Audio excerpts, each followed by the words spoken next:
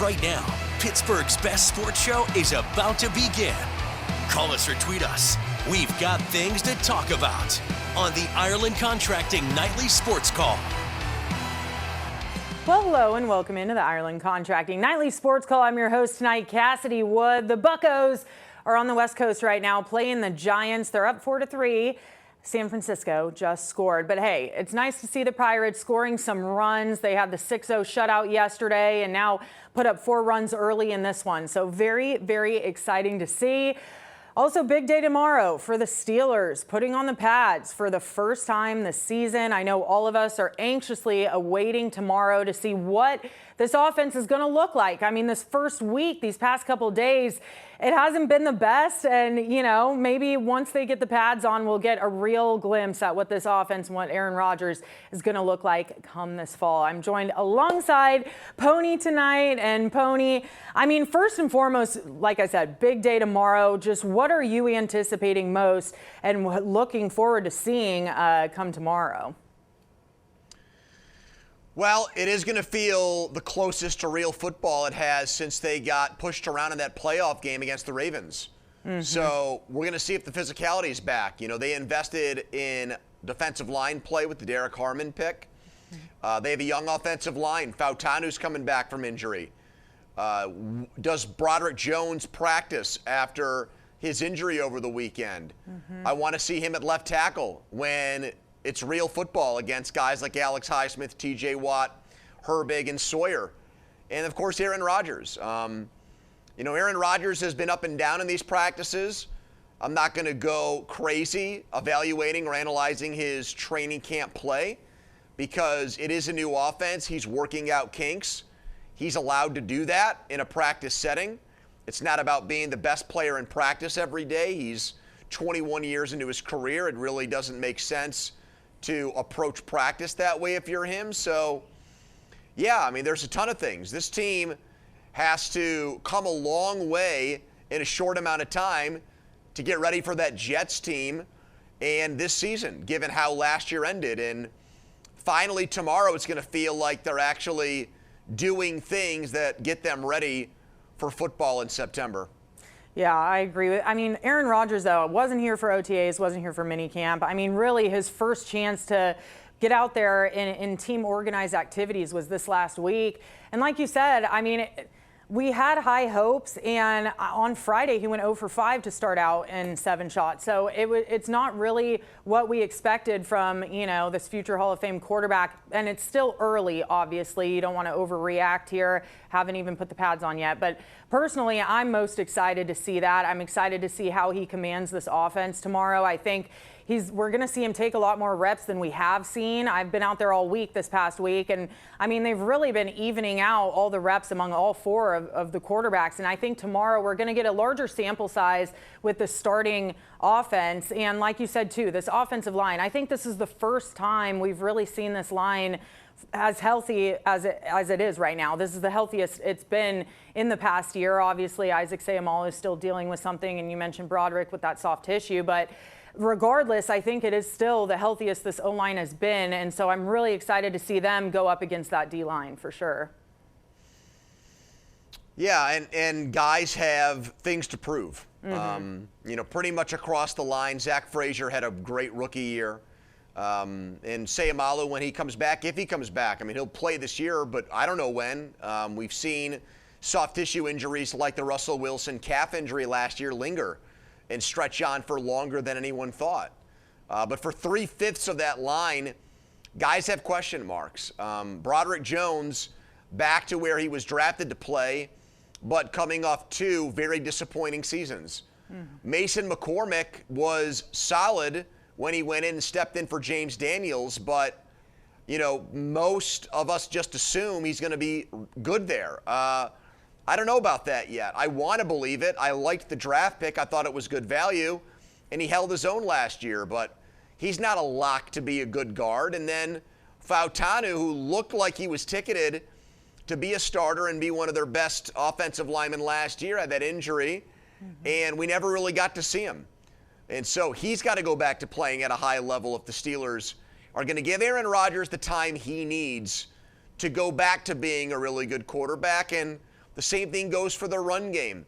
Jaylen Warren now as the starter. Caleb Johnson is going to have a big part in all this. But it really starts with how they protect both the quarterback and open up holes for the running backs. And we know the last couple of years the line has been a work in progress at best. Yeah, I agree with you. You mentioned the run game. Cordero Patterson, wild news today, him breaking his own news that, the Steelers have not asked him to come back. He said on his off day, too. Well, the highlights we're showing from last year, early in the year, I thought for the first month he looked better than Najee Harris. I thought his vision was better. I thought he ran the ball with more purpose. And by, week 7 or 8, he looked like he was shot. And it looked like he had basically used up all the miles that were left on him in the first handful of games with the Steelers. He was never a factor as a return man. That was the whole reason why they brought him in, right, more so than anything else, even though Arthur Smith liked him in the Atlanta offense as a jack-of-all-trades player. It made no sense. He didn't practice in OTAs. He wasn't a part of minicamp. They've drafted players and signed players to fill his role in the offense, and he was making a decent amount of money. So I never expected Cordero Patterson to be a part of this team, and I was surprised he lasted as long as he did. Yeah, and it frees up $2.8 million in cap space for the Steelers. So who knows? Maybe they'll take advantage of that, go out, get someone else before it gets too late. But all right, guys, we're going to take our first break. Give us a call, 412-575-2600. We want to hear from you guys. We'll be right back after this.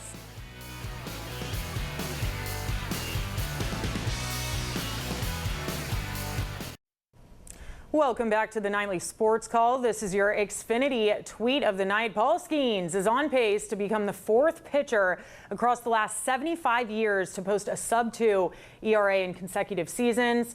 He joins alongside Clayton Kershaw, Greg Maddux, and Sandy Koufax. So pretty good company to be in. Also, he has the 5th lowest by a Pirates pitcher in a calendar month since 1920. So Paul Skeens continues to do Paul Skeens things. 6 scoreless yesterday. And it was nice to see him get some run support in that 6-0 shutout finally. And that's been the narrative all season. And hopefully his record can get a little bit better and improve. I think he's, 6-8 now. So hopefully that can continue to improve. But yeah, all those guys there, Koufax with the Dodgers in the 60s, Greg Maddux with the Braves in 94 and 95. I mean, these are guys who were Cy Young winners and were part of either World Series teams or at the very least playoff teams. So Paul Skeens' 2 incredible seasons to start his career are going to both take place on really bad teams. Last year, they were in it for 4 months and then stunk for 2 at the end. And this year's team's been out of it since day one. I mean, they've been irrelevant in baseball the entire season. They were never a competitive team. And that's what got Derek Shelton fired. And, they've had some peaks and valleys here, Cassidy, but never really have come within shouting distance of a playoff spot the whole year. And it's underlined and underscored by the fact that you have a guy with an ERA under 2, and he has a losing record on the season. It defies logic. Yeah, I think probably the most exciting point of the season was that 6-game win streak, but then it was followed by a 7-game losing streak. So, peaks and valleys for sure. All right, let's get to the phone lines. We have Brian in North Huntington. Brian wants to talk some Steelers. He's our #1 Cochran caller of the night. What's going on? Well, thank you. Good evening. I'd like to talk about a subject that maybe no one has talked about yet. I'm not sure. I'd like to hear everybody's prediction for Camp Phenom now that the pads are going on. I'm going to go with a safe pick on offense. I'm going to say Caleb Johnson, and on defense, I'm going to say Jack Sawyer. Oh, 2 rookies. All right, out the gate. Look, I think Caleb Johnson is definitely going to impress tomorrow. I would not be shocked if everybody's eyes are on him. I mean, he had some awesome breakout runs already. Granted, pads aren't on, and it's not full football yet, but I agree with that one. I think on the defensive side, too, I mean, if we're only sticking with rookies, sure, Jack Sawyer, but also Derek Harmon. I mean, I think that D-line is really going to show out tomorrow and be really fun to watch. But what about you, Pony? Well, Caleb Johnson has a huge opportunity because even though Jaylen Warren has been here now for a couple of years and has made the most of his playing time, it's still evident to me that Mike Tomlin doesn't fully view him as every down running back. He got the $5 million deal, but it's not a long-term deal. It's a one-year thing. And he also, you can tell, gets in Tomlin's doghouse for a fumble here and there. So if Caleb Johnson shows in training camp that he can pass protect, that he can catch the ball out of the backfield, that he can do more than just run the ball between the tackles, if he does that, I see no reason why he's not going to quickly get elevated to this team's #1 running back, and they're going to let Jaylen Warren continue to thrive in the role that he's played his entire career here. So obviously Warren will have some say in that based on how he plays too, but I think Tomlin's already made up his mind on Warren.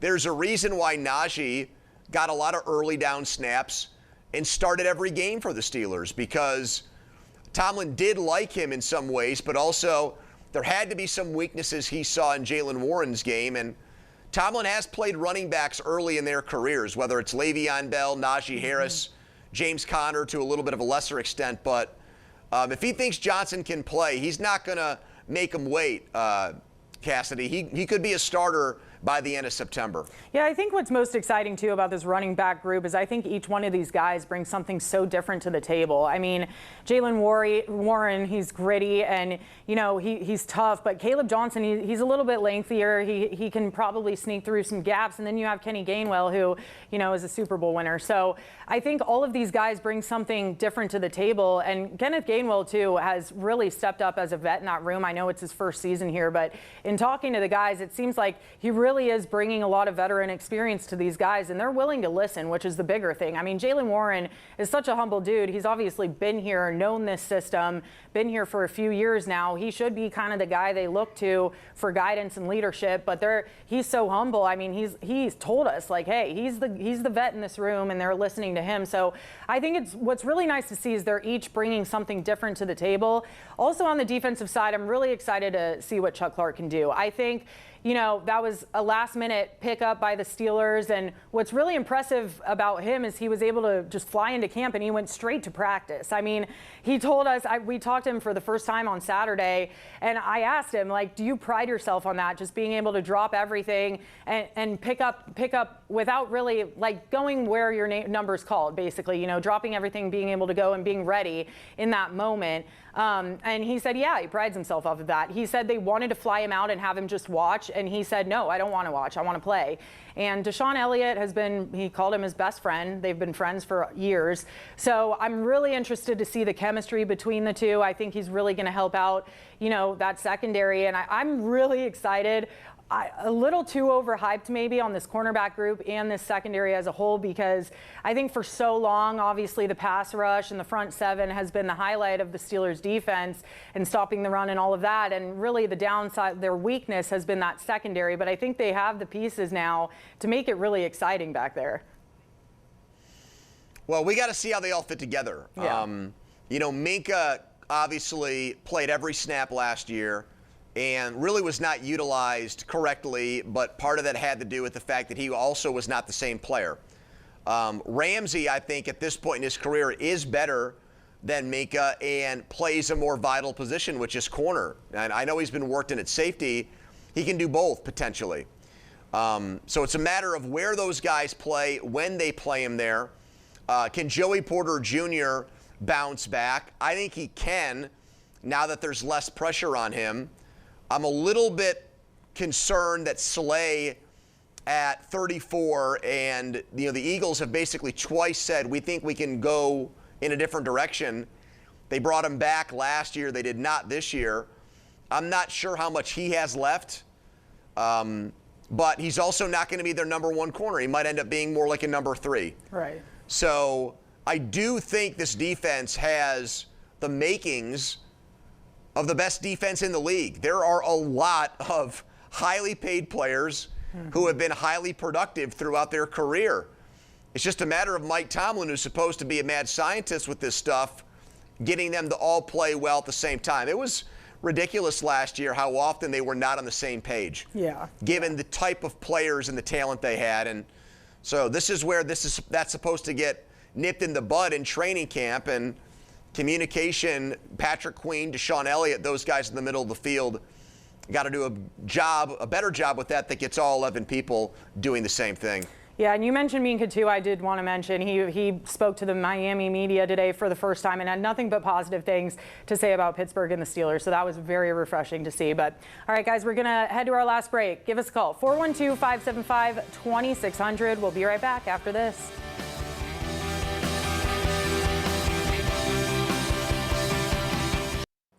Welcome back to the Nightly Sports Call. We're going to check in now with the news desk and see what they have coming up at 11. Hey, Ken. Hey, Cassidy. Several communities coming together to remember a beloved football coach who died over the weekend.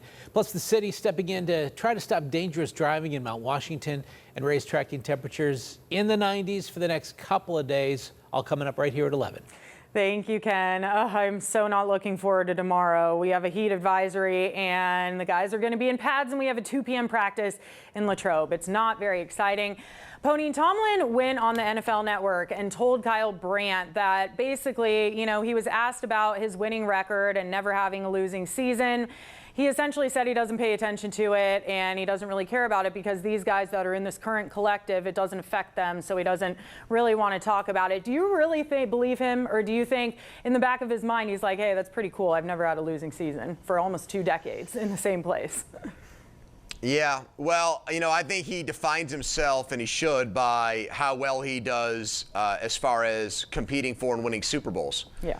And you're in the mix when you have a winning record, but you know, there's still a whole different season after that, the regular season. And it's been very long since they've even threatened to win a Super Bowl. So I do think he voiced frustration that a lot of fans feel, Cassidy, with how distant and far away they've been from achieving that for the last almost decade now. Yeah, I do. I have high hopes for this season. I know it might sound crazy, but I feel like, look, they have a lot of vets in here. So high hopes. Maybe they'll get a playoff win this year. All right, guys, thank you so much for joining us, Pony. Thank you for joining me on the Sports Call. I'll see you guys next time. Same place, same time. Have a good night.